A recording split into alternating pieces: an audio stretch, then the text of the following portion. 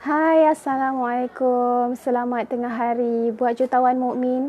So, hari ini Nurul bersiaran saya langsung lagi dalam page Nurul Syarafina. Nurul mendoakan anda semoga anda yang telah buat sales bulan Oktober, tahniah buat anda, dan buat anda yang berniaga, jangan lupa letak target untuk bulan November. Semoga bulan November menjadi permulaan yang terbaik dan juga menjadi turning point untuk anda jadi lebih baik bulan November.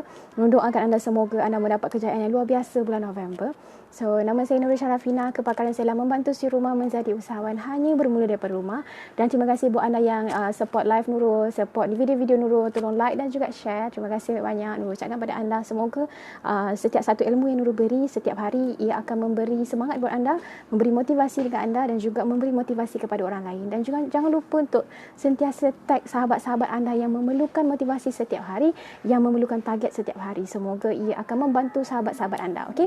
So, hari ini Nurul nak share dengan anda apakah salah besar dalam close sales yang kadang-kadang kita tak sedar sebenarnya. Yang kadang-kadang kita perlu, bukanlah kadang-kadang, yang kita perlu perbaiki setiap hari untuk pastikan teknik close sales kita itu tidak, orang cakap, tidak berpura-pura ataupun kita macam terkapai-kapai. Apa kita nak reply sebenarnya kan? Kan tu rasa macam aku reply yang ini salah, aku reply yang ini salah. Kadang-kadang orang cakap aku tak betul. So, itu yang Nurul nak ajar anda hari ini, dan Alhamdulillah Nurul telah susun strategi untuk bulan November untuk tim-tim Nurul, dan Nurul telah selesai kelas dengan ejen Nurul, dan Nurul telah selesai kelas dengan dropship Nurul.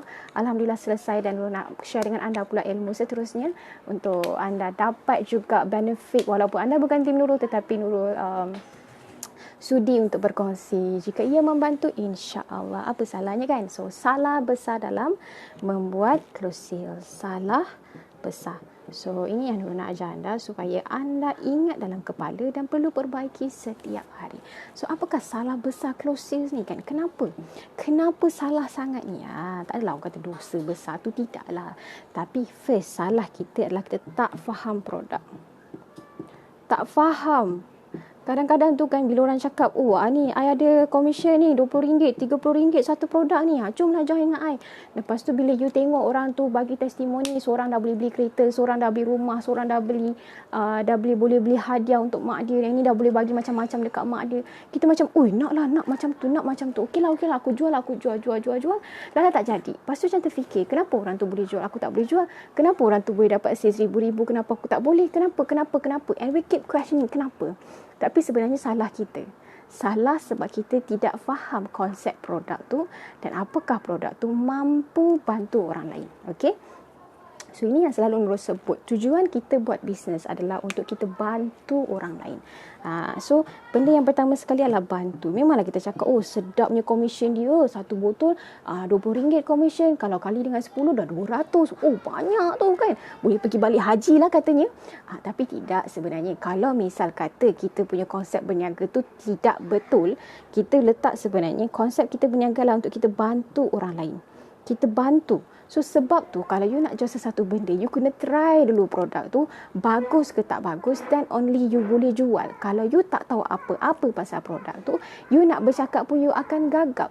You cakap benda yang salah, benda yang tak ada point, benda yang tak ada kena mengena langsung dengan hidup orang lain. Dan kat situ you takkan dapat sales. You akan rasa macam susahnya untuk dapat close satu sales kan. So, ini adalah konsep bantu yang sepatutnya kita kena letak dalam diri kita. Sebelum kita nak buat apa-apa sahaja, kita cakap, okey, hari ni aku nak bantu beberapa orang. Dan macam mana cara kita nak bantu adalah cara kita kenalkan produk yang kita jual. Misal katalah walaupun kita sekadar dropship sahaja, you kena kenal produk tu. Sebab kadang-kadang macam contohlah, nak cakap, oh I jual makanan lah, I jual rempah asam kari semua. Oh, rempah asam kari macam mana nak masak? Entahlah, tak tahulah. Sedap ke nanti kalau masak? Alamak, tak tahulah pula. Lepas tu, nanti kalau dah masak macam ni, nak tunggu berapa minit? Entahlah, tak tahulah. So, customer jadi bengang. Kau jual apa sampai tak tahu semua benda kan? Habis tu, apa tujuan kau jual sebenarnya ni kan? Apa yang kau nak sebenarnya? So, nak tak nak, you kena belajar dulu. Kalau misal kata jual rempah kari ke apa ke, you beli satu produk tu, you cuba dulu. Tengok dia boleh pergi jauh ke tak produk tu. Adakah produk tu boleh pergi jauh?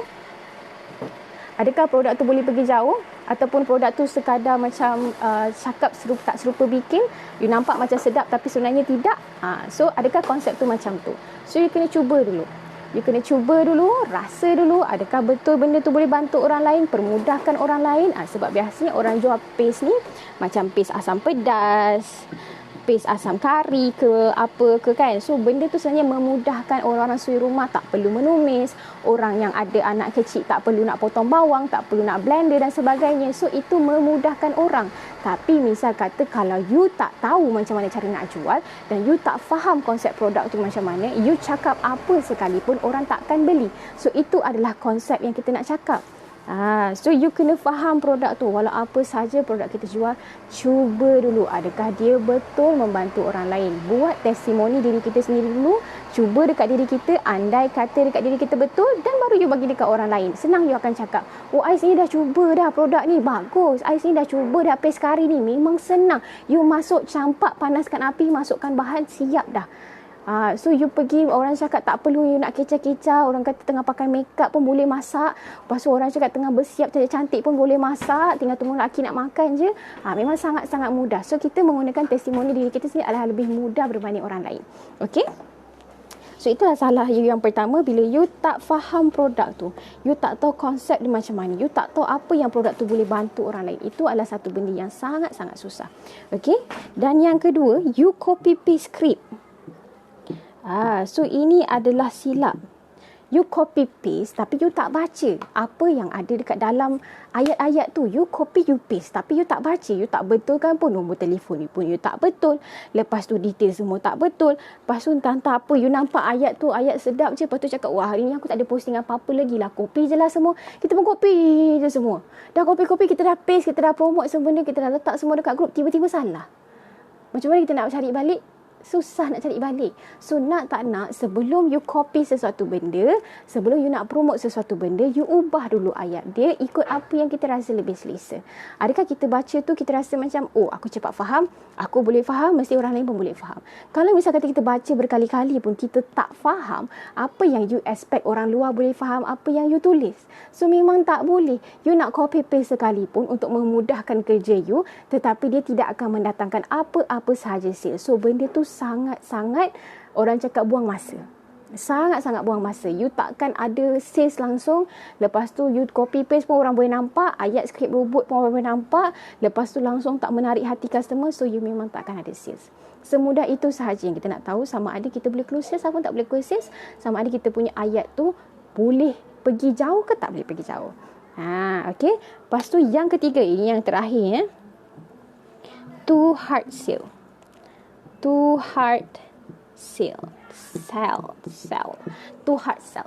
Maksudnya terlalu memaksa. Force lah. Betul kat sini force. Terlalu memaksa. Lepas tu bila sis tu cakap, sis nak beli sekarang ke?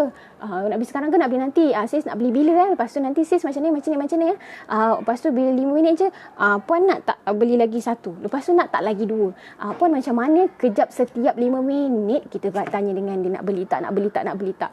Kita kena bagi masa. Sebab orang nak keluarkan duit pun bukannya mudah. Orang pun tak percaya dekat kita. Siapa kita kan? You asyik datang bagi tahu dekat I, you jual produk. Tapi sebenarnya I pun tak tahu you jual apa. Lepas tu we keep forcing people. Akak bila nak bayar Akak lagi 5 minit ni tau saya nak pergi post. Akak lagi 5 minit ni saya nak keluar. Akak ni ada orang order ni. Akak ni macam ni. Akak ni macam ni. Aku tampar juga satgi budak ni. Macam tu pula dia reply kat kita. Aku tampar kau satgi. Bising. Kenapa? Nanti kau nak beli aku belilah. Pernah kan kena dengar macam tu kan? Sebab kita terlalu hard sell. Kita tidak memberi customer masa untuk dia fikir. Kita tak bagi masa dekat customer untuk cari dekat mana kepentingan produk tu. Mungkin dia tengah check dekat orang-orang lain, adakah budak ni betul, ataupun dia tengah check produk-produk lain, dia tengah survey produk-produk lain dulu. Kalau misal kata you punya produk bagus, you punya promotion bagus, you punya package bagus, dia lepas dia buat survey, dia akan datang semula dekat kita. Nak tak nak, you kena respect masa dia. Respect is the most important kalau you nak jaga customer. Respect masa punya customer tu, bagi dia masa untuk dia fikir apa yang dia nak beli. Kalau misal kata dia nak beli, dia akan beli. You jangan risau. Tapi you bagi offer dekat dia. Okey, ini offer kita, ini promotion kita. Kalau akak nak ambil masa fikir, akak fikir dulu. Tak ada masalah. Saya hormat akak. Bila akak rasa macam akak nak beli, akak bagi tahu dengan saya masih lagi akan offer untuk akak sahaja. Promosi ni masih lagi bertahan untuk lagi 2 hari. Cakap dengan dia macam tu. So you jangan force dia. Kadang-kadang orang tak suka dipaksa. Saya sendiri pun tak suka dipaksa. You don't force me, I kill you. Macam tu je dia cakap. You force me, I kill you. settle masalah.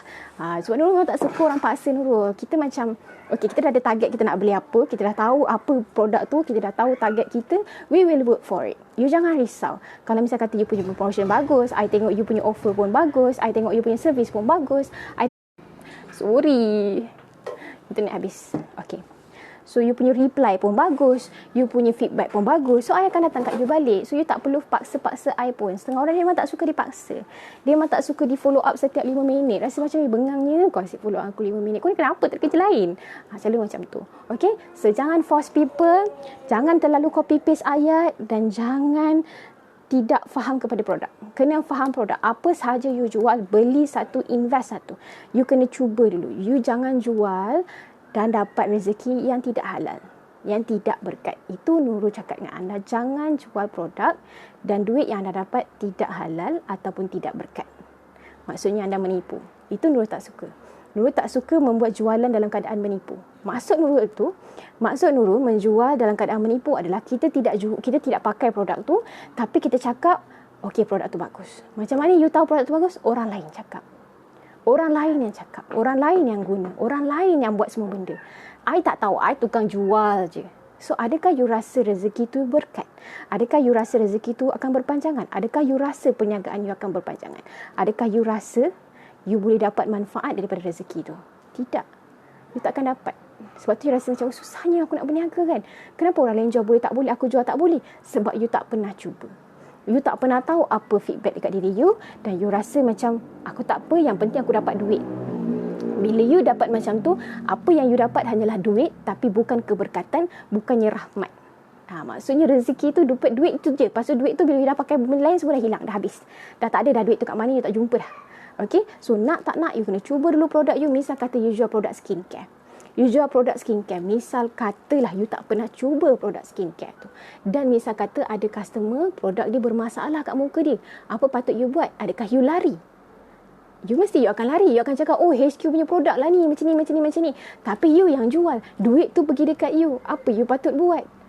Sebab tu kalau you nak jual sesuatu benda, you nak dapatkan keberkatan, you nak dapatkan rezeki lagi banyak, lebih rezeki yang lebih berkat, orang kata berpanjangan, hujung bulan tu sentiasa ada duit, apa you kena buat lah, cuba dulu produk tu, rasa sendiri, fikir sendiri, adakah dia elok untuk orang lain.